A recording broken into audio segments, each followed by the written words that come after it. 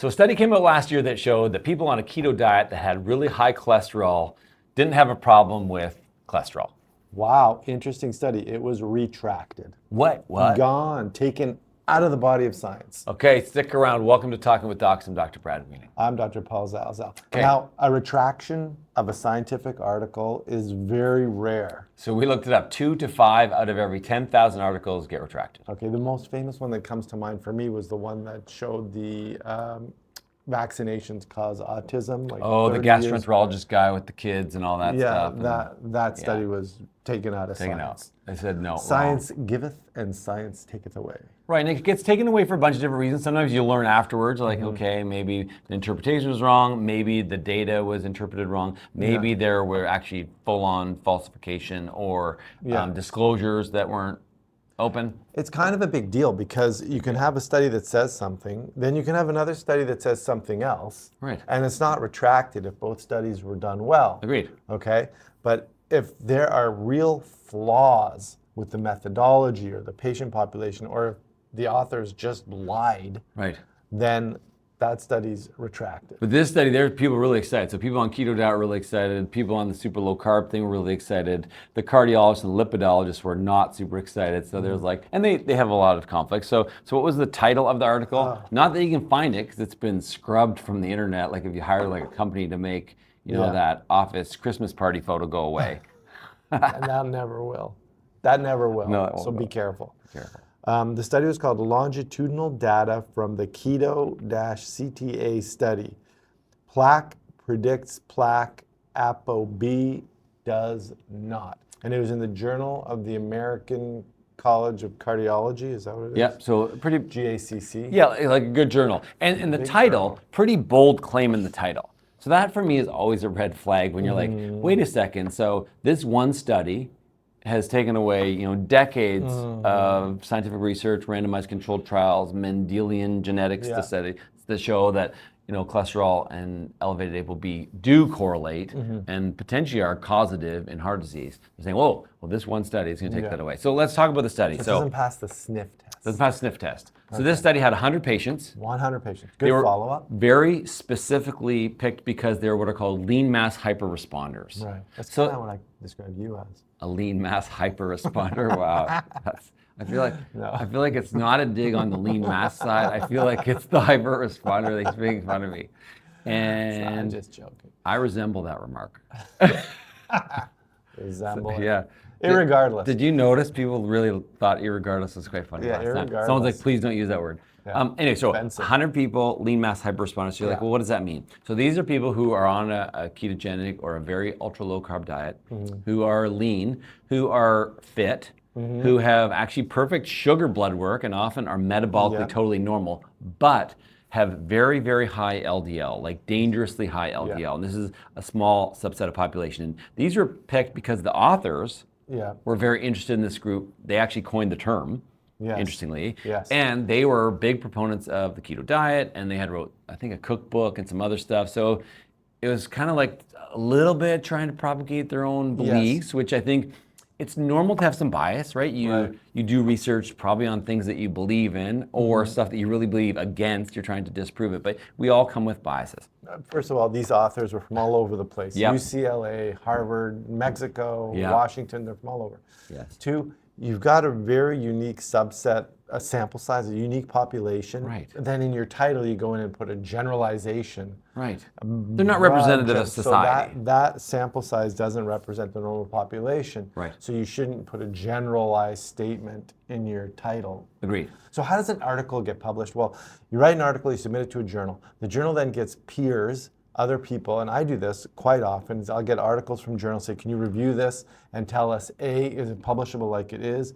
B, are there some minor changes that need to be made so this can be publishable? C, are there some major changes that need to be made? Then Or you can D. publish it. Or D, chuck it in the garbage. Yeah.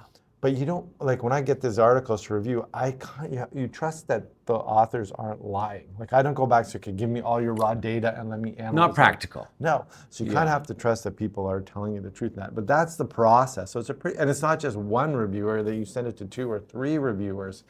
Or more, I think, sometimes even. Right. Yeah. So there's a process. So it's kind of a big deal when something gets. And the other trouble is that humans are involved on both sides. Yeah. So the reviewers can make a mistake. Yeah. The authors can make a mistake either intentionally or unintentionally. There's a lot of potential for error. And the reviewers are arm length away. Like if I got an article that said that you wrote, then I'd be conflicted. I'd say no. Because you'd rubber stamp it. Yeah. You'd be like, oh, and then I'd say, you're a lean mass hyper-responder. I said, Brad, you owe me $1,000. I just rubber stamped your crummy paper. That's right. So arm's length away reviewers, you know what I mean? Right. So the first thing that I see when I look at this is like, whoa, you've got a tight sample size of a certain group of people. Now you put a big general statement in your title. Right. So they had 100 people. They had baseline level blood work that showed they had elevated LDL, ApoB. They had a CCTA, so a coronary CT scan angiogram. So better than a calcium score, which just says soft plaque. This is actually a very good, or the gold standard test to assess the amount of plaque inside of your vessels. So plaque in your vessels makes the vessels smaller, and that leads to heart attacks and strokes. And we talk about plaque, how plaque contains cholesterol. We don't have to get into a big discussion about is cholesterol the cause of it. It's a combination of things: cholesterol, inflammation, vessel damage, the triad. Right. So the punchline, what did they see correlating that? Wait, so then they did another test at 1 year. They followed these people for 1 year, and then they did another test, another CCTA. And what they showed is that having elevated ApoB didn't necessarily mean that you got more plaque than someone that had a lower ApoB in this group. Yeah, so they looked at the difference, the progression of plaque, and tried to correlate that with the levels of your ApoB and LDL, and said, look, there's no correlation. No, it doesn't matter. How much you progress your plaque has nothing to do with what your levels are. They said the biggest risk was the risk of getting more plaque is if you had plaque, which also we know, right? Yeah. We know that that's a thing. Yeah. So I thought that was kind of like saying, if you took a bunch of people who had lung cancer, God forbid you have lung cancer and you're a smoker, and then you looked at how many tumors you have in your lung or if it's spread, then you check again a few months later and say, oh, look, it's spread. Let's correlate how much it's spread to how many cigarettes you have.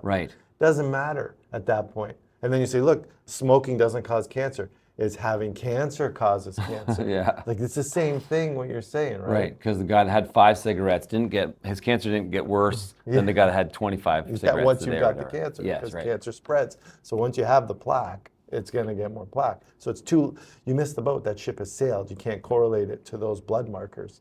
How about whether or not you have the plaque, correlate that to the blood markers. Right, and so what happened was people in the keto community were really excited, right? And I think first thing I'd say about keto diets, like all keto diets are not the same. No. Right? So the other thing was to say there were some issues with the third party that was doing the CTA analysis. They wouldn't release their data, and there's some methodology studies. So there's some other issues. Not that the test wasn't good or accurate, but some with the data. Oh, the other thing too is that they're just measuring blood levels and the CCTA. They were not looking at it if they didn't comment at all if they had a heart attack, if they had a stroke. Obviously, no one died because they had 100% follow-up, which is good. And the follow-up period was quite short. It was only a year. 1 year. So these are some and no control group. There's no control. So these are some of the problems why it was right. Okay, now sorry to interrupt you. You were going to say the keto people. So keto people were excited. So the trouble is all keto diets are not the same. So the principle of keto is if you reduce your carbs, this can help your blood sugar, which certainly elevated blood glucose is a problem for a lot of different metabolic conditions and potentially your triglycerides and actually these people actually have low triglycerides, ironically. The lean mass hyper-responders have low triglycerides, which can contribute to LDL. So a lot of people are really happy. So one person could be keto and say, I eat 0 carbs, but I eat a lot of animal products that are high in saturated fat. So if you're like on the bacon, butter, cheese team, that's different than the keto who say, I'm having more chicken breast, more healthy fish, and maybe they could have some carbs, but not refined carbs. So all keto is not created equal. There are ways to do a keto style diet that can be very healthy. Low carb diet. A low carb diet. And when we say low carb, it's not because carbs themselves are evil. A sweet potato is not evil per se, but really we could probably agree that refined, highly processed carbs, regardless of their form, are bad for you. They're made to be hyperpalatable. You overeat them, and they cause a lot of bad things happen. It's not the funnest kind to eat. Yeah, true. And someone's going to leave that comment. Yeah, I read the one comment today that said, just if you eliminate everything, you don't really live longer. It just seems like it because your life sucks or something like that. And I'm like, I agree with that. That's kind of fair. Okay. Okay, so at the end of the day, what happened? So a year later, or about 9 months later, then a bunch of people were looking at it, and some of the authors were involved in the retraction. They're like, you know what? We're not really comfortable with the conclusions that were made based on this study. It's not that the LDL levels were wrong. It's not that the imaging studies were wrong, but that to apply this conclusion to say that if you're on a keto diet and you're a lean mass hyperresponder, that your LDL and your ApoB levels don't matter, because they do matter, 100%. Maybe they didn't matter for those 100 people over the course of 1 year, but the way that it was interpreted was A, not accurate, not applicable to a general population, and definitely not a safe way to advise these people to live their lives. Yeah. So you take away the article, say, nope, sorry. Yeah, so it's gone now. You can't find it. It's gone. Maybe you can find it in like maybe in the black web or the dark web. Yeah, I'm sure it's kicking around somewhere. Yeah. So when you go looking on the dark web for whatever you're looking for, you, you might stumble found upon that article. That's right. Yeah. And the nunchucks I was trying to buy. That's right. All right. So there you go. That article gone. Keto diets, use with caution. Like you said, there's different kinds. Yes. What, like a carnivore diet? Is that like an extreme keto diet? I think technically, if you're a rigid carnivore, that would be a very strict keto diet. Yeah. So they have their role. I mean, they used to be used to manage diabetes before we had insulin. That's right. Getting people into ketogenesis. Yes. But in general, the conclusion of that article are now taken away from science, don't exist. Right. Don't think that if you're doing this diet and you have elevated LDL or ApoB, that it is not an issue, that you should definitely discuss with your family doctor. Discuss whether or not you require medication, whether or not you should tweak your diet, whether or not you just need to be followed. But yeah, I think there's a lot of things. It just goes to show that taking one study out of context, this happens online all the time. Yeah. And that was the other criticism too, is that these people were involved in that community, the keto community, and they released a lot of the stuff, essentially even before, almost like hyping it up and promoting it in a dangerous and arguably irresponsible way. And that's the trouble. We want to try to stay as objective as we can. And just like our channels, we just try to give you the information. You can decide what you do for yourself. We just don't want you to make a decision based on something that's not factual or accurate. And plus, I thought this was just a neat example of how a study gets taken away. Yeah. You know what I mean? We don't see it that often, so it's kind of cool to just highlight, look, science does have some guardrails that try and make sure that we're moving towards the truth. Because if something's an outlier, something's wrong, science tries to correct itself. Now, leave a comment if you are on a keto diet, if you have high cholesterol, if you are a lean mass hyperresponder. Leave a comment if you like this video. Please like it, subscribe to our channel, share it with someone that maybe has been piping off about this study. Remember, you are in charge of your own health. See you next time.